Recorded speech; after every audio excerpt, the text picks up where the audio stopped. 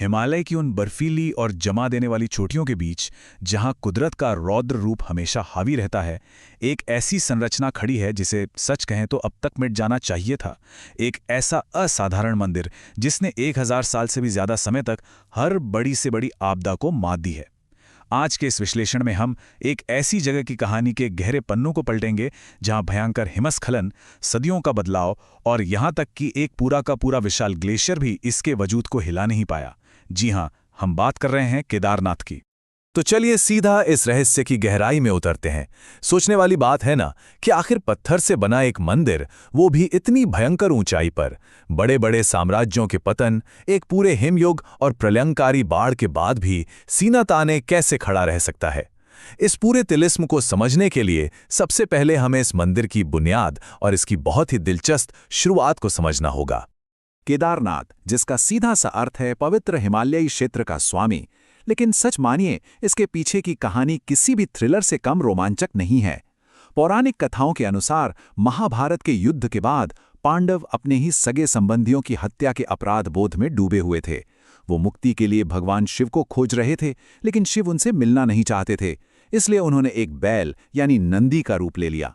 जब पांडवों ने उन्हें खोज निकाला और भीम ने उन्हें पकड़ने की कोशिश की तो वो बैल धरती में समाने लगा। उसका सिर्फ पीठ वाला हिस्सा यानी कूबड़ ही बाहर रह गया।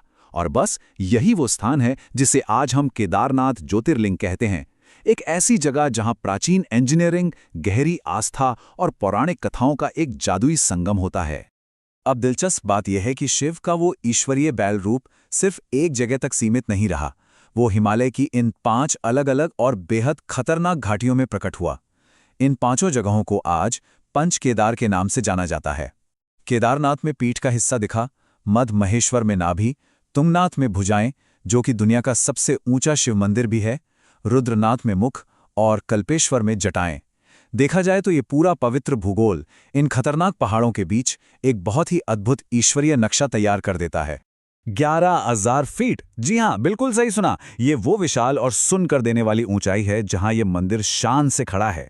इस जमा देने वाली ठंड और दुनिया से बिल्कुल कटे हुए इलाके में टिके रहने के लिए कुदरत के आगे पूरी तरह सर झुकाना पड़ता है। यहां ऑक्सीजन का स्तर बहुत कम होता है, मौसम का कोई भरोसा नहीं, पल भर में बदल सकता है। और सबसे ज्यादा हैरान करने वाली बात तो यह है कि सोचिए, बिना किसी आधुनिक क्रेन या मशीन के इतनी ऊंचाई पर इतने भारी पत्थरों को लाकर ऐसा बेजोड़ मंदिर आखिर बनाया कैसे गया होगा। अगर केदारनाथ के इतिहास पर नजर डालें तो ये सिर्फ गुजरते सालों का हिसाब नहीं है। ये 1000 साल के लगातार संघर्ष और अडिग रहने का जीता जागता सबूत है। 8वीं शताब्दी में महान दार्शनिक आदि शंकराचार्य ने इस मंदिर को पुनर्जीवित किया था। उसके बाद 13वीं से 17वीं शताब्दी के बीच ये पूरी तरह से एक चलते हुए ग्लेशियर यानी बर्फ की विशाल नदी के नीचे दबा रहा। और फिर जून 2013 का वो प्रलयकारी जलजला। हर बार ऐसा लगा कि बस अब ये जगह हमेशा के लिए खत्म हो जाएगी, लेकिन हर बार ये मंदिर और भी ज्यादा मजबूती के साथ उभर कर सामने आए। केदारनाथ को सिर्फ उत्तर भारत का एक तीर्थ स्थल मान लेना एक बहुत बड़ी भूल होगी।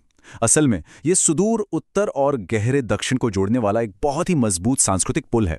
देखिए, 8वीं सदी में आदि शंकराचार्य ने एक बहुत ही कमाल का काम किया। उन्होंने भारत के दोनों छोरों को जोड़ने के लिए कर्नाटक के वीर शैव लिंगायत संप्रदाय के पुजारियों को यहां पूजा पाठ के लिए नियुक्त किया। इन पुजारियों को रावल कहा जाता है और ये अनोखी परंपरा आज भी वैसी ही निभाई जाती है।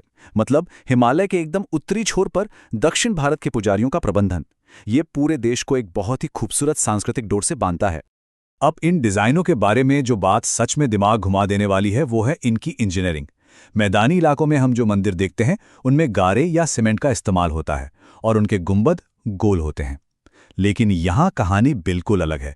यहाँ केदारनाथ में विशाल पत्थरों को बिना किसी गारे के ड्राई स्टोन इंटरलॉकिंग तकनीक से एक दूसरे में पिरोया गया है, बिल्कुल एक विशाल पजल की तरह।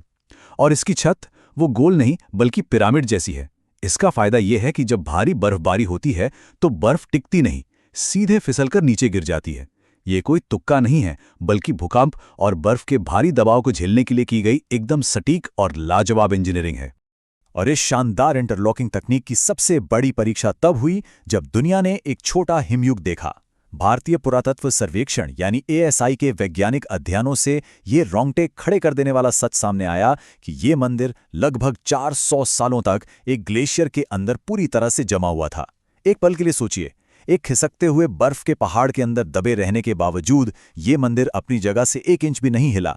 आज भी अगर इसकी विशाल पत्थर की दीवारों को गौर से देखें तो उस पर ग्लेशियर के रगड़ खाने से बनी पीली लकीरें साफ दिखाई देती हैं। उन प्राचीन निर्माणकर्ताओं की सोच कितनी आगे की थी, ये लकीरें उसी का सबसे बड़ा सबूत हैं। इंजीनियरिंग और विज्ञान के इन ठोस तथ्यों से थोड़ा आगे बढ़ें और जब उस गर्भगृह के अंधेरे में कदम रखें तो आध्यात्मिकता का एक बिल्कुल ही अलग और गहरा रूप सामने आता है।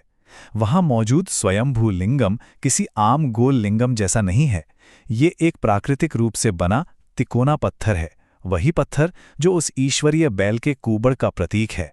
और यहाँ की सबसे खूबसूरत बात क्या है, यहाँ भक्तों को इस पत्थर को सीधे अपने हाथों से छूने और गले लगाने की अनुमति होती है। एक तरफ गहरी भक्ति और दूसरी तरफ हिमालयी पत्थर का वो खुरदुरा सीधा स्पर्श। ये पूरा अनुभव इस यात्रा को इतना निजी और भावुक बना देता है जिसे शब्दों में बयां करना मुश्किल है। चलिए इसी से जुड़ी एक और बहुत ही दिलचस्प परंपरा को समझते हैं। केदारनाथ कोई ऐसी जगह नहीं है जहां साल भर जाया जा सके। जैसे ही भारी बर्फबारी शुरू होती है, मंदिर के कपाट पूरे 6 महीने के लिए बंद कर दिए जाते हैं। स्थानीय लोगों का अटूट विश्वास है कि सर्दियों में जब इंसान वहां से चले जाते हैं तब उस पूरी घाटी की रक्षा करने की जिम्मेदारी भगवान भैरवनाथ खुद ले लेते हैं।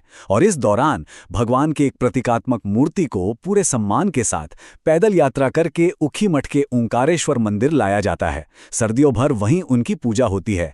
ये इंसान की आस्था और कुदरत के रौद्र रूप के बीच का एक बहुत ही शांत और अनुशासित तालमेल है। लेकिन कुदरत हमेशा शांत तो नहीं रहती। 2013 ये वो साल है जिसे सुनकर आज भी कई लोगों की रूह कांप जाती है। जून के महीने में केदारनाथ घाटी ने अपने इतिहास की सबसे खौफनाक आपदा का सामना किया। लगातार होती मूसलाधार बारिश से ऊपर एक ग्लेशियर झील फट गई। इसके बाद मंदाकिनी नदी ने जो रौद्र रूप लिया वो शब्दों से परे था। आसपास के शहर, रास्ते, मकान सब कुछ किसी तिनके की तरह उस सैलाब में बह गया। महज कुछ ही पलों में हर तरफ सिर्फ तबाही का मंजर था।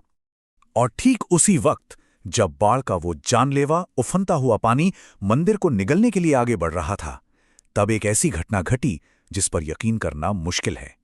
पहाड़ के ऊपर से एक बहुत ही विशाल पत्थर लुढ़कता हुआ नीचे आया और मंदिर के ठीक पीछे महज कुछ ही इंच दूरी पर आकर एकदम से रुक गया। इस पत्थर को अब भीमशिला कहा जाता है। इस भीमशिला ने पानी के उस भयानक और तेज बहाव को 2 हिस्सों में चीर कर रख दिया। पानी मंदिर के दोनों तरफ से बहकर निकल गया। जहां आसपास का सब कुछ पूरी तरह से मटियामेट हो चुका था, वहां यह प्राचीन मंदिर इस चमत्कारी पत्थर की ढाल के पीछे बिल्कुल सुरक्षित खड़ा रहा। और ये घटना बहुत ही खूबसूरती से दिखाती है कि कैसे इस बचाव को 2 अलग-अलग नज़रों से देखा गया। एक तरफ विज्ञान है जो ये तर्क देता है कि मंदिर की नींव एक ऊंचे चबूतरे पर होने के कारण बची और बिना सीमेंट वाले उन जुड़े हुए पत्थरों ने पानी के झटकों को झेल लिया। और हां, उस विशाल पत्थर का बिल्कुल सही जगह पर रुकना महज एक शानदार भौतिक संयोग था। लेकिन दूसरी तरफ अटूट आध्यात्मिक विश्वास है। करोड़ों भक्तों के लिए वो भीमशिला कोई संयोग नहीं था, बल्कि वो सीधे तौर पर भगवान शिव का भेजा हुआ एक चमत्कार था। यह प्रकृति की विनाशकारी ताकत पर ईश्वरीय शक्ति की जीत का एक बहुत बड़ा प्रतीक है।